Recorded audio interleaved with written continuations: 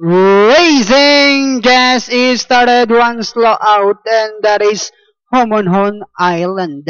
We have Love Hate rushing about the years at Uncle Kozen Young in between horses. Sky Dancer Tagapagmana comes next, running by the release Piscante Mount Iglita, while Homonhon Island is the trailer by about 14 lengths of the leader when going along for the first turn. Now we have Sen Young now takes command. Love Hate is running by the real Piscante, rushing about the outside is Uncle Koi Sky Dancer Tagapagmana.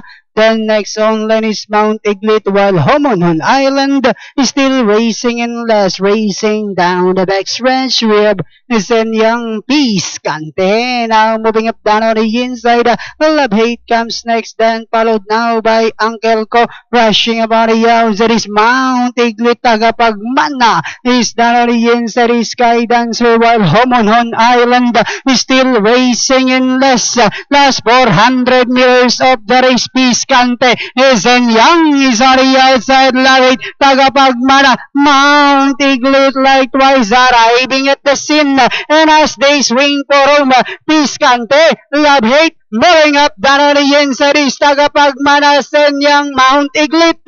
Last 100 meters, Piscante, Tagapagmana now down on the inside to take the lead, and finally it's Tagapagmana, Piscante, Mount Iglit, then comes Love Hate, Sen Young.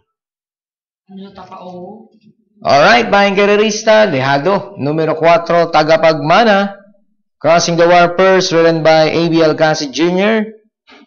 Yan ang unang tumawid sa ating finish line. Panoorin natin replay nitong race number 8.